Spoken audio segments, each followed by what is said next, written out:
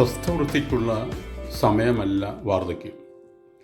92 സങ്കീർത്തനം 1 മുതൽ 15 വരെ. ചിന്തയ്ക്കായിട്ട് 14 വാക്യം. അവർ വാർദ്ധക്യത്തിലും ഫലം കായ്ച്ചുകൊണ്ടിരിക്കും, അവർ പുഷ്ടിവെച്ചും പച്ച പിടിച്ചും ഇരിക്കും. വാർദ്ധക്യത്തെ ഭീതിയോടെ സമീപിക്കുന്നവരാണ് പലരും. കർമ്മരംഗത്തുനിന്ന് വിരമിക്കാറാകുമ്പോൾ ഈ ഭയം പലരെയും അസ്വസ്ഥചിതരാക്കുന്നു. വാർദ്ധക്യം ഇങ്ങനെയുള്ളവർക്ക് ഒരു പേടി സ്വപ്നമാണ്. ജോലിയിൽ നിന്നുള്ള വിരമിക്കലിനെ നിർഭയം നേരിടുവാൻ കഴിയാത്തതാണ് അതിന് കാരണം.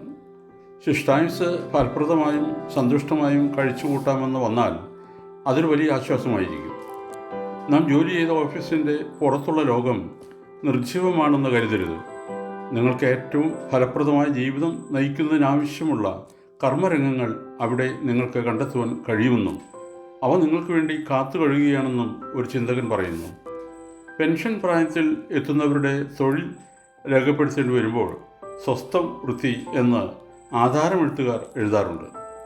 റിട്ടയർ ചെയ്ത് കഴിഞ്ഞാൽ അഥവാ വാർദ്ധക്യത്തിലെത്തിയാൽ സ്വസ്ഥവൃത്തിയാണെന്നത്രേ നമ്മുടെ സങ്കല്പം.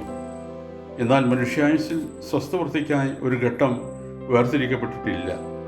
വയസ്സിൽ ചെന്ന് കുഴിയിലേക്ക് കാലുനീട്ടിയിരിക്കുകയാണ് ഞങ്ങൾ എന്ന് ചിലർ പറയുന്നത് കേട്ടിട്ടുണ്ട്.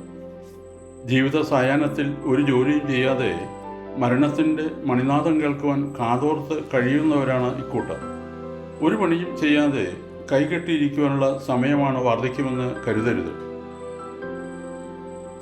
ജനാനിരകൾ ബാധിക്കുന്ന പ്രക്രിയ ആരംഭിക്കുമ്പോൾ പൂർവോപരി ഊർജ്ജസ്വലരായി പ്രവർത്തിക്കുകയും അതുവരെ ആർജിച്ച അനുഭവജ്ഞാനം ഇളം തലമുറയ്ക്ക് പങ്കിടുകയുമാണ് വേണ്ടതെന്ന് അഭിപ്രായപ്പെടുന്ന മനഃശാസ്ത്രജ്ഞന്മാരുമുണ്ട്. പക്ഷേ അത് അവരിൽ അടിച്ചേൽപ്പിക്കരുവാൻ ശ്രമിക്കരുതെന്ന് മാത്രം.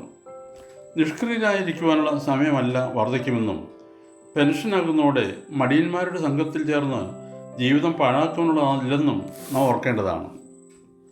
60 കഴിഞ്ഞാൽ മനുഷ്യരെ കൊണ്ട് ഒന്നിനും കൊള്ളുകയില്ലെന്നുള്ള ചിന്തയോടെ സ്വസ്ഥവൃത്തിയിൽ പ്രവേശിക്കുന്നവരാണ് കുടുംബത്തിൽ അധികപറ്റായിത്തീരുന്നത്. എത്ര പ്രായമായാലും നമ്മുടെ സാന്നിധ്യവും ആലോചനകളും ഉപദേശവും ഒഴിച്ചുവെക്കാൻ പറ്റാത്തവയാണെന്ന് മക്കൾക്കും മരുമക്കൾക്കും തോന്നത്തക്കവണ്ണം ജീവിക്കുകയും പ്രവർത്തിക്കുകയും ചെയ്യുന്നവർക്ക് വിശ്രമിക്കുവാൻ സമയം കാണുകയില്ല. എന്നാൽ എല്ലാ കാര്യങ്ങളും നാം തന്നെ ചെയ്താലേ ശരിയാകൂ എന്ന ചിന്തയോടെ തൊട്ടതിലെല്ലാം തലയിടാൻ പോകരുത്. മറ്റുള്ളവരിൽ നിന്ന് ഒറ്റപ്പെട്ട് ജീവിക്കുവാൻ ആഗ്രഹിക്കാതെ അവരുടെ ആവശ്യങ്ങൾ മനസ്സിലാക്കി അവരുടെ അടുക്കിലേക്ക് ഇറങ്ങിച്ചെല്ലുകയും അവരെ സഹായിക്കുകയും ചെയ്യുന്നവർക്ക് സ്വന്തം ജീവിതം ധന്യമാക്കി തീർക്കുവാൻ കഴിയും. നമ്മുടെ അനുഭവ സമ്പത്ത് അന്യർക്ക് പങ്കുവയ്ക്കുന്നത് മൂലം നമുക്ക് നേട്ടമുണ്ടാവുകയും ചെയ്യും.